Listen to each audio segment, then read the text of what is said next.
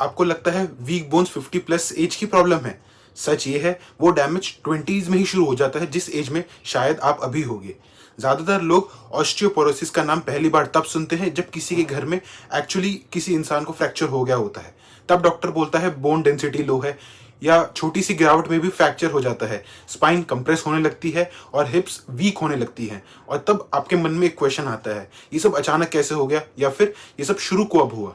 लेकिन इसका आंसर सुनने में आपको बहुत ही कड़वा लगेगा। ये एक्चुअली आज से कभी शुरू हुआ ही नहीं है, ये काफ़ी पहले से ही शुरू हो चुका था, शायद आपके 20s में या फिर शायद अभी। बोन लॉस का सबसे डेंजरस पार्ट ये है कि इसका कोई सिम्टम नहीं होता, कोई पेन नहीं होता, और ये कोई वार्निंग भी नहीं देता। आप जिम जा रहे हो, सब कुछ नॉर्मल चल रहा है, सब ठीक लग रहा है, पर अंदर हड्डियां धीरे धीरे साइलेंटली वीक होती जा रही हैं, और जब तक पता चलता है तब तक डैमेज ऑलरेडी काफ़ी सिग्निफिकेंट अमाउंट में बॉडी को हो चुका होता है। ये एक साइलेंट प्रोसेस है, और इसीलिए ये चीज़ अक्सर लोगों से इग्नोर हो जाती है। और इंडिया में ये प्रॉब्लम और भी ज़्यादा सीरियस है, क्योंकि स्टडीज कंसिस्टेंटली दिखाती है कि इंडियन पॉपुलेशन की average bone density western population से नॉर्मली एवरेज में लोअर होती है, और ये गैप 20s और 30s में ही सेट हो जाता है। विटामिन डी डिफिशियंसी इंडिया में काफ़ी ज़्यादा वाइड स्प्रेड है, कैल्शियम इंटेक एडिक्वेट हमारा नहीं है, लाइफस्टाइल सेडेंटरी होती जा रही है, और ये कॉम्बिनेशन एक ऐसी जनरेशन बना रहा है जो 50 पे वो प्रॉब्लम फेस करेगी जो पहले लोग 70s में फेस किया करते थे। और यहाँ एक इम्पॉर्टेंट बात है, 20s की से भी एक विंडो है जो अब स्टार्ट होने लग गई है। इस एज में आप मैक्सिमम बोन बिल्ड कर सकते हो। जो आप यहाँ बिल्ड करते हो वो फ्यूचर के लिए फाउंडेशन है। एक बार ये विंडो क्लोज हो गई आपके 20s की, तो बाद में सिर्फ ये सब चीज़ें मेंटेन होंगी और इनमें से कोई चीज़ बिल्ड नहीं होगी। इसलिए ये टॉपिक अर्जेंट है, फियर क्रिएट करने के लिए नहीं है, बल्कि आपके मन में अवेयरनेस जनरेट करने के लिए। मैं हूं वेदांत, आप देख रहे हो फिट विद पांडे। तो प्लीज़ इस वीडियो को लाइक करो, चैनल को सब्सक्राइब करो, और चलो आज का डिस्कशन शुरू करते हैं। आपको लगता है बोन एक फिक्स स्ट्रक्चर है, जो एक बार बन गई तो वैसी की वैसी ही रहती है। ये सबसे बड़ी मिसअंडरस्टैंडिंग है आप लोगों की। रियलिटी ये है कि बोन डेड स्ट्रक्चर नहीं है, ये एक लिविंग टिश्यू है जो कंटिन्यूसली रोज दर रोज चेंज होती जाती है। आपकी बॉडी हर दिन बोन तोड़ रही भी है और नई बोन धीरे धीरे बना भी रही है। इस प्रोसेस को बोन रीमॉडलिंग के नाम से जाना जाता है, और ये पूरी लाइफ चलता रहता है, धीरे धीरे बैकग्राउंड में आपकी बॉडी के बिना आपको पता लगे। इस प्रोसेस में दो मेन प्लेयर होते हैं, ऑस्टियोक्लैट्स और ऑस्टियोब्लास्ट। ऑस्टियोक्लैट्स पुरानी या वीक बोन को ब्रेक करता है, इसे रिजॉर्प्शन कहते हैं। ऑस्टियोब्लास्ट नई बोन बनाते हैं, जिसे बोन फॉर्मेशन के नाम से जाना जाता है। जब ये दोनों चीज़ें बैलेंस होती हैं तो बोन डेंसिटी स्टेबल रहती है, पर जब ब्रेकडाउन ज़्यादा और बिल्डिंग कम हो जाती है तो आपका नेट या टोटल बोन लॉस स्टार्ट होना शुरू हो जाता है। और ये शिफ्ट बहुत ग्रेजुअली होता है, और इतना ग्रेजुअली कि आप कभी नोटिस भी नहीं करोगे। अब यहाँ आता है सबसे critical point, peak bone mass. ये वो मैक्सिमम बोन डेंसिटी है जो आप अपनी लाइफ में अचीव कर सकते हो थ्रू आउट योर लाइफ। और रिसर्च क्लियरली ये दिखाती है कि ये रफली 25 से 30 साल की एज तक रीच हो जाता है। इसके बाद बॉडी नेचुरली बोन लूज करना स्टार्ट करती है। मतलब सिंपल लैंग्वेज में 30 के बाद आप डिपॉजिट नहीं कर सकते, सिर्फ उस बोन को जो आपने बनाया है उससे विड्रॉल करना स्टार्ट हो चुका होता है।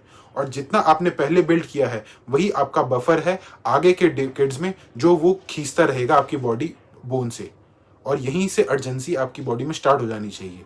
20s वो फेज है जहां आप एक्टिवली बोन बिल्ड कर सकते हो फास्टेस्ट रेट पे। अगर इस टाइम पे न्यूट्रिशन आपका पुअर है, आपकी मूवमेंट बहुत ज़्यादा लो है और सन एक्सपोजर मिसिंग है, तो आपका पीक लोअर सेट होता जा रहा है।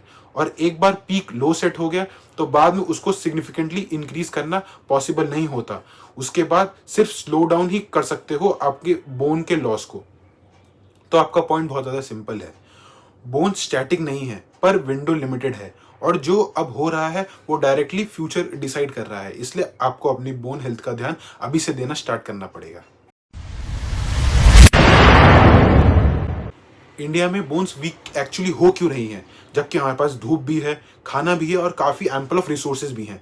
आंसर इसने आपने कहीं ना कहीं पहले सुना होगा। सबसे पहला फैक्टर है इस चीज़ में विटामिन डी की डिफिशियंसी।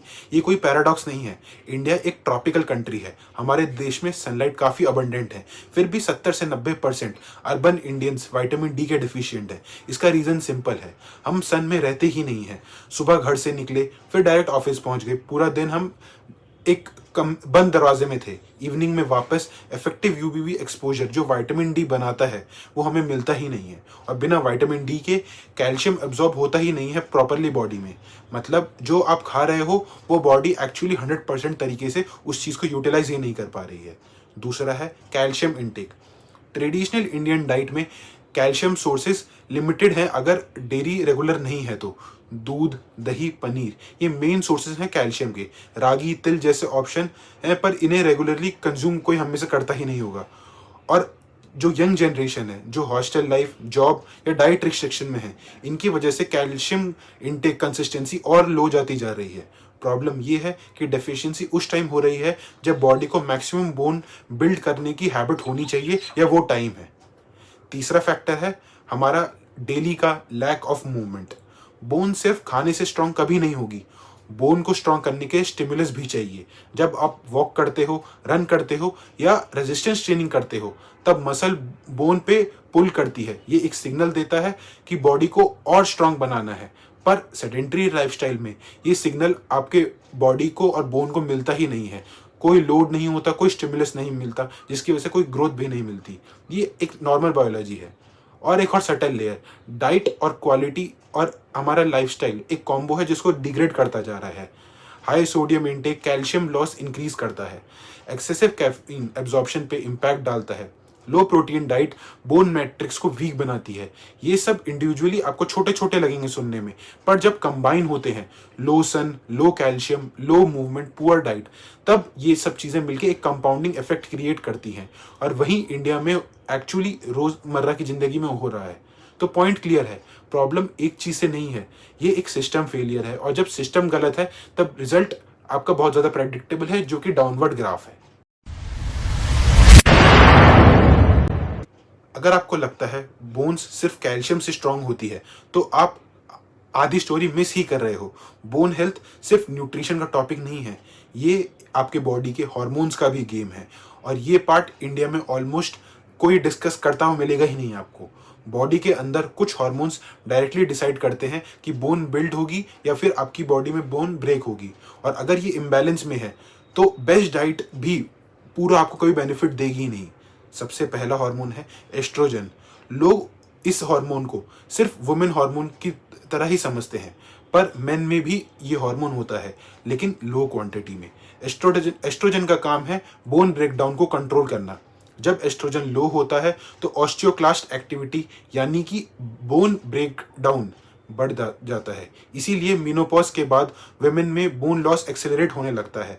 पर ये सिर्फ 50+ की बात नहीं है। यंग वुमेन जो एक्सट्रीम डाइटिंग पे हैं या फिर उन लोगों में भी एस्ट्रोजन लो पाया जा सकता है और बोन लॉस बहुत ज़्यादा अर्ली मिला जा सकता है उन लोगों के केस में भी। अब बात कर लेते हैं दूसरे हार्मोन की, जो है टेस्टोस्टेरॉन। मेन में टेस्टोस्टेरॉन बोन डेंसिटी मेंटेन करने में एक बहुत मेजर रोल प्ले करता है। और chronic stress, poor sleep quality, sedentary lifestyle, ये सब टेस्टोस्टेरॉन को आपकी बॉडी में सप्रेस करते हैं। मतलब इनडायरेक्टली आपका लाइफस्टाइल आपकी बोन्स को वीक कर रहा होता है बिना आपको इस चीज़ का रियलाइज हुए। और सबसे अंडररेटेड फैक्टर और सबसे अंडररेटेड हार्मोन है आपकी बॉडी का कॉर्टिसोल। ये एक स्ट्रेस हार्मोन है। जब स्ट्रेस क्रॉनिक होता है, कॉर्टिसोल कंसिस्टेंटली आपकी बॉडी में हाई रहता है। ये डायरेक्टली बोन बिल्डिंग सेल्स यानी ऑस्टियोब्लास्ट को सप्रेस करता है और कैल्शियम एब्जॉर्प्शन भी आपकी बॉडी में ये रिड्यूस करता है। मतलब आप स्ट्रेस में हो तो बॉडी लिटरली बोन बिल्ड करना स्लो कर देती है। ये सिर्फ मेंटल हेल्थ का इशू नहीं रहा, अब ये एक स्ट्रक्चरल डैमेज है जो आपको लॉन्ग टर्म में दिखता है। इसमें से एक और लेयर ऐड हो जाती है, जो है थायराइड। हाइपोथायरॉयडिसिस में बोन टर्नओवर को इतना एक्सीलरेट करता है कि नेट बोन लॉस होता है। इंडिया में थायराइड डिसऑर्डर बहुत ज़्यादा कॉमन है, स्पेशली इंडियन विमेंस में, और काफ़ी ज़्यादा टाइम ये सब चीज़ें अंडर डायग्नोस्ड होती है। अगर थायराइड ऑफ है तो बोन हेल्थ पे भी डायरेक्ट इम्पैक्ट आता है। तो इन सब हार्मोन की स्टडी से हमें क्या समझना चाहिए, बोन सिर्फ फूड से नहीं हार्मोन से भी बनती है, और अगर हार्मोन्स आपकी बॉडी में ऑफ हैं या डिसबैलेंस हैं तो फाउंडेशन आपकी बॉडी में ऑलरेडी वीक सेटअप हो चुका है। अगर आपकी बोन्स भी वीक हो रही हैं तो इसका सॉल्यूशन कोई भी कॉम्प्लिकेटेड नहीं है, बस थोड़ी क्लैरिटी मिसिंग है जिसको आपको वापस चाहिए। सबसे पहला पिलर है बोन हेल्थ का कैल्शियम। ये सुनने में ऑब्वियस लगता है पर हम इसे कंसिस्टेंटली डेली की जिंदगी में इग्नोर कर देते हैं। अडल्ट्स को रफली 1000 mg कैल्शियम पर डे चाहिए। ये डिफिकल्ट नहीं है, बस थोड़ा स्कैटर्ड होना चाहिए। एक ग्लास दूध यानी 300 mg, दही में 100 से 120 mg कैल्शियम पर 100 ग्राम दही, पनीर में 200 mg कैल्शियम पर 100 ग्राम। रागी और तिल जैसे ट्रेडिशनल फूड अंडररेटेड हैं पर कैल्शियम रिच हैं। पॉइंट ये नहीं है कि चीज़ ज़्यादा खाओ, पॉइंट ये है कि सोर्सेज अपने डेली के डाइवर्स रखो। डेली इंटेक कंसिस्टेंट होना चाहिए, डेली इंटेक कभी भी ओकेजनल नहीं होना चाहिए। दूसरा फैक्टर है विटामिन डी। ये इंडिया में सबसे बड़ा गैप है जो बोन हेल्थ को वीक कर रहा है। सनलाइट ही प्राइमरी सोर्स है और सप्लीमेंट्स नहीं। इफेक्टिव एक्सपोजर का मतलब है 10 बजे से 3 बजे के बीच की धूप 20 से 30 मिनट डायरेक्ट स्किन पर लगनी चाहिए। अर्ली मॉर्निंग वॉक हेल्दी है पर विटामिन डी के लिए काफ़ी नहीं होती। अगर आपका रूटीन इंडोर है, एंड मोस्ट लोगों का जो आजकल है ही, तो विटामिन डी ऑलमोस्ट सबको गारंटीड होगा ही होगा। इसलिए टेस्टिंग और डॉक्टर गाइडेड सप्लीमेंटेशन एक प्रैक्टिकल स्टेप होना चाहिए, कोई ऑप्शनल अप्रोच इस चीज़ को मानना ही नहीं है। तीसरा है वेट बियरिंग मूवमेंट। बोन को सिग्नल चाहिए होता है एक बहुत ज़्यादा स्ट्रॉन्ग। वॉकिंग, रनिंग या फिर स्टेयर्स क्लाइंबिंग ये सब तो बहुत ज़्यादा बेसिक है, पर रेजिस्टेंस ट्रेनिंग जैसे कि स्क्वाट्स, लंजेस या फिर पुश मूवमेंट ये स्ट्रॉन्गेस्ट स्टिमुलस देते हैं आपकी बोन को।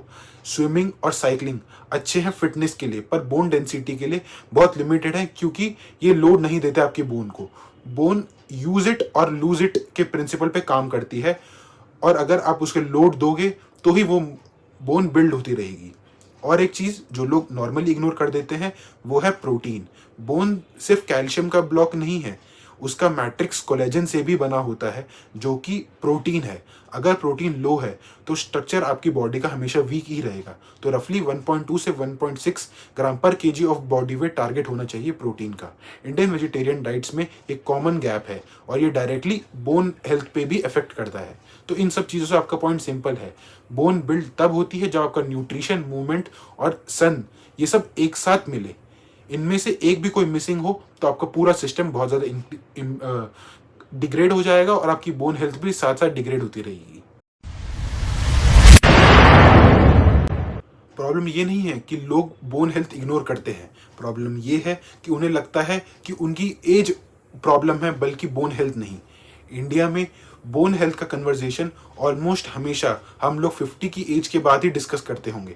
दादी को फ्रैक्चर हो गया, नाना की बोन वीक हो गई, ये फेमिलियर लाइंस तो आपने डेली फैमिली में सुनी ही होगी। पर जो कभी डिस्कस नहीं होता वो ये है कि वो वीकनेस शुरू कब हुई होती है। वो 50 पे स्टार्ट नहीं होती, वो 20s और 30s में धीरे धीरे सेट हो रही होती है बिना किसी भी सिम्टम आपको दिए हुए। और यही चीज़ सबसे डेंजरस पार्ट है। पीक बोन मास एक बार आपकी बॉडी का वो फेज मिस हो गया तो वो अपॉर्चुनिटी कभी वापस नहीं आएगी। ये सुनने में आपको बहुत कड़वा लगेगा पर यही बॉडी की बायोलॉजी है।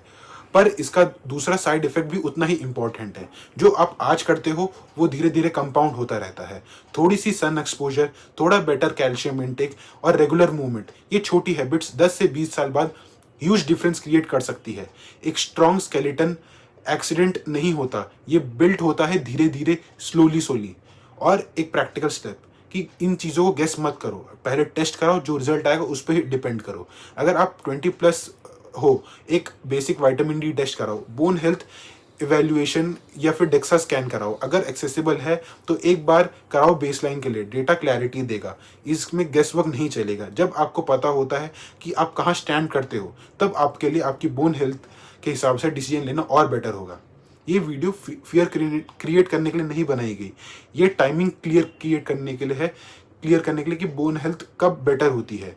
बोन हेल्थ फ्यूचर की प्रॉब्लम नहीं है, ये प्रेजेंट की रिस्पॉन्सिबिलिटी है। और जो आप आज इग्नोर करते हो वो कल सडनली प्रॉब्लम बन सकता है, सामने आ सकता है बिना किसी वार्निंग दिए। तो आज से एक सिंपल चेंज स्टार्ट करो, सन एक्सपोजर डाइट ऐड करो, डाइट थोड़ा अपग्रेड करो, मूवमेंट कंसिस्टेंट रखो। इन सब चीज़ों में परफेक्ट नहीं होना, बस थोड़ा कंसिस्टेंसी चाहिए डेली। और अगर ये वीडियो यूजफुल लगा हो तो किसी एक इंसान को शेयर करो जो सोचता है कि ये सब बाद में देखेंगे, शायद उन्हें ये ना पता हो कि सन उनके लिए आज ही ज़रूरी है। अगर ये वीडियो अच्छी लगी हो तो वीडियो को लाइक करो और कमेंट करो ताकि मुझे पता चल सके कि आप वीडियो को यहाँ तक देख चुके हो। मैं हूँ वेदांत, आप देख रहे हो फिट विद पांडे, तो चैनल को सब्सक्राइब करो। मिलते हैं अगली वीडियो में, तब तक के लिए bye and thanks for watching.